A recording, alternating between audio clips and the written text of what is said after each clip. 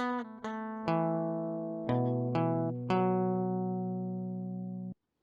everyone, I'm James, and in this episode of my Spitfire restoration, it's the fourth part of the rear wheel bearing series. So here I will be putting the hub that I assembled in the previous video in the series onto the axle and assembling all the parts of the axle ready to go back on the car. So here we go.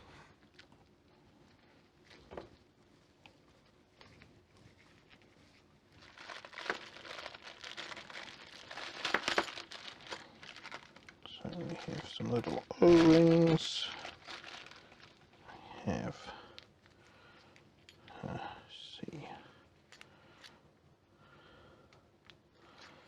So by my reckoning, that goes over there. That O-ring goes around all of that. Somehow, magically. That's going to be a prick.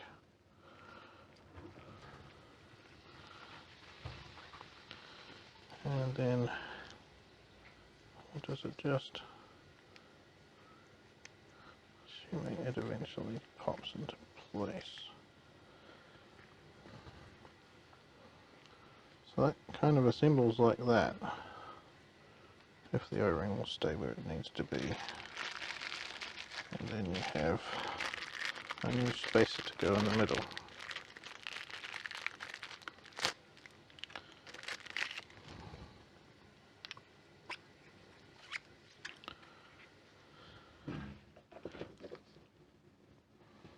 Okay, squeezes everything into place.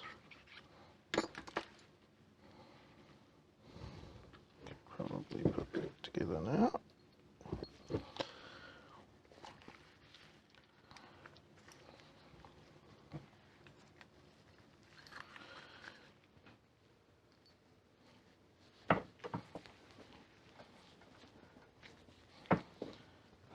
Go. I'm going to use silicone grease on this. In plastic.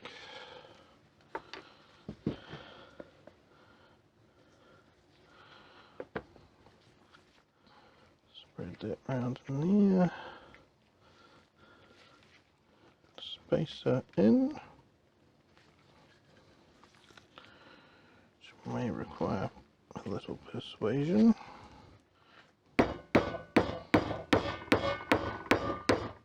Okay, that's that assembled. I'm going to put some more grease in there. That's that. Ready to go together. Just go back on here.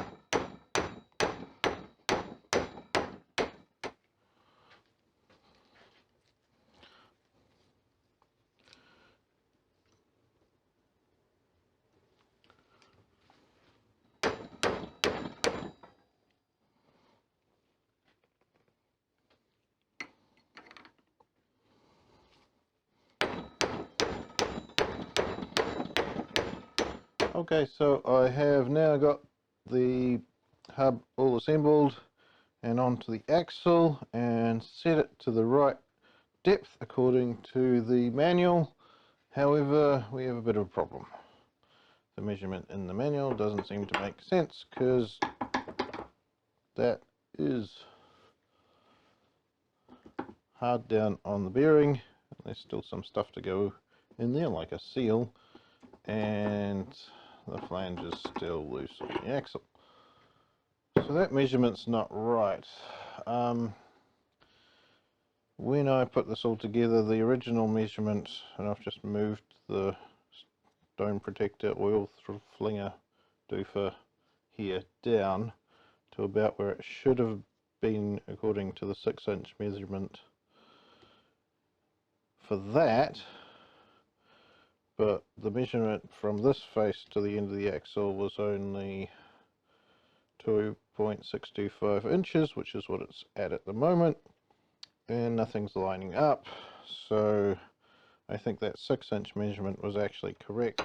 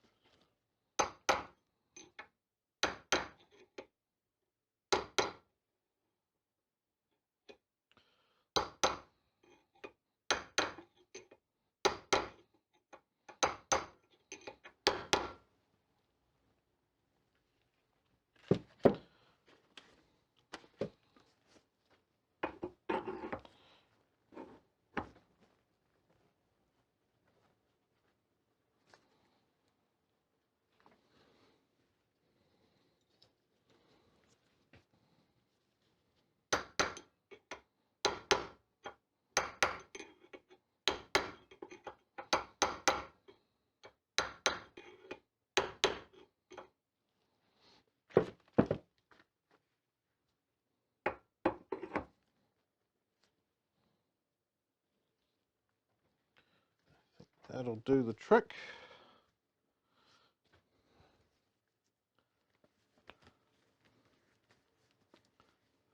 One gasket, one an oil seal, I believe. I really think this was also assembled wrong when I took it apart.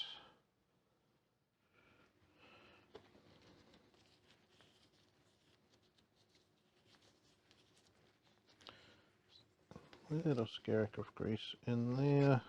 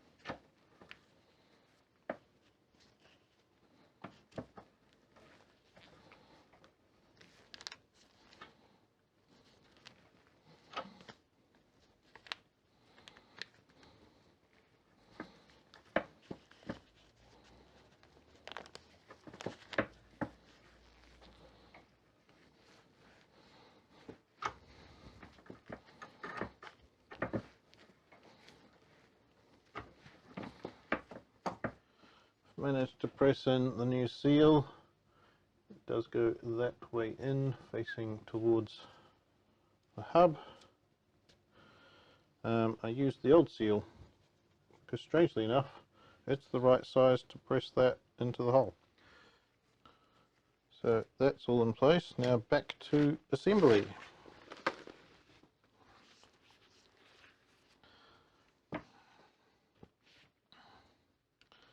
So we've got the gasket on there, and then we want that seal. Just lining the holes up as I go. Seal. Then our backing plate, which goes on with the drain hole down the bottom, just like so. So that will be, show you that. So you've got there, that's where the brake adjuster goes, and there's a drain hole there for excess oil. That goes on. We'll grab a punch to line everything up.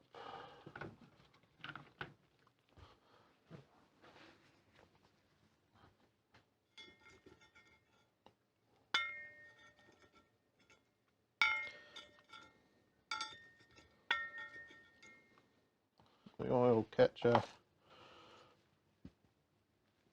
goes on, obviously, with the triangle bit over the drain hole.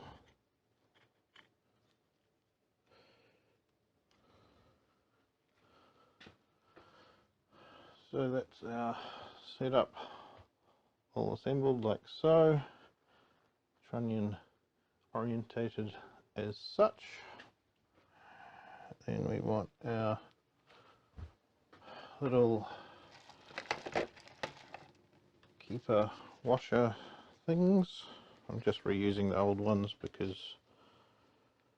the tabs, only one of the tabs on each socket has been used, so they're fine to use again.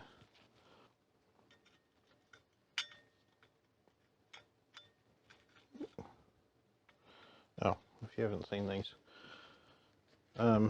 essentially this is a couple of washers linked together so they don't turn, and they have these little bendable tabs that you fold up as a way to hold the bolt in place. So they go on like so, and then we put some bolts in. Okay, let's make sure that is actually long enough. Yeah, that should be fine.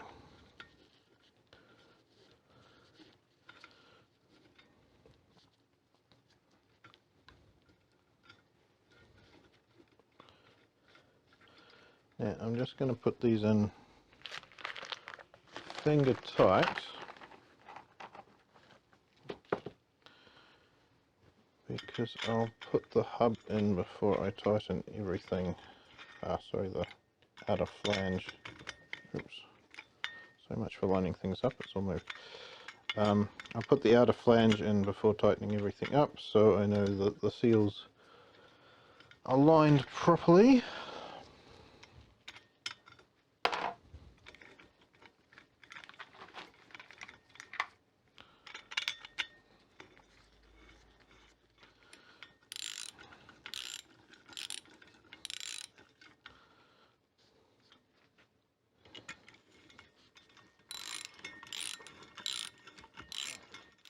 Just make sure everything is properly centered.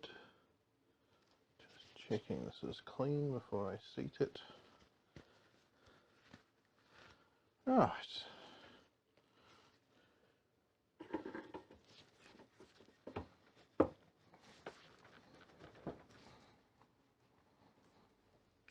Go.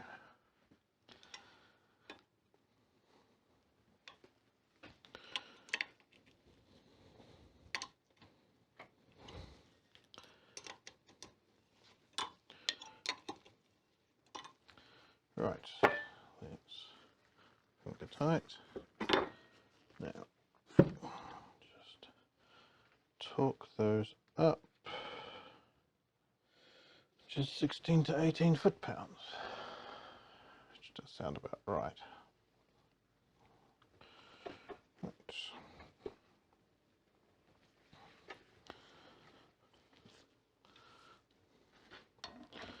So I am starting at the lower end of the range. Just get a better range like this when you've got these locking tabs. Start at the low end, set it to the high end. Yeah. If you're lucky, you'll align to where the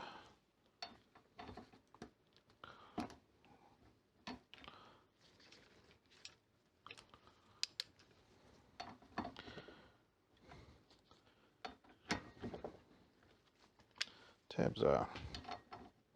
However, life's not always that good. Okay, now we bend these tabs up.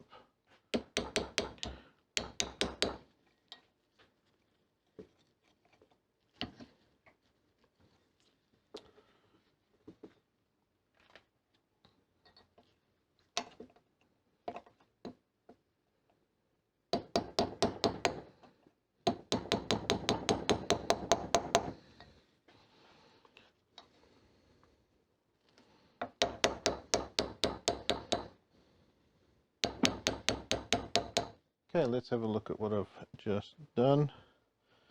So you can see there that the tabs are knocked into place on the edges of the bolt heads, stopping them coming loose. Time for the key and the hub. So we've got the little Woodruff key, which I will and so you can see.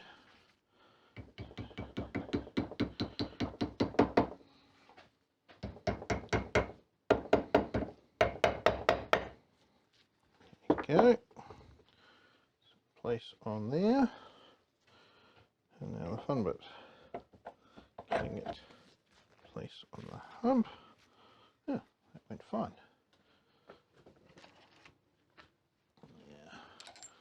Washer. And from our kit, nut.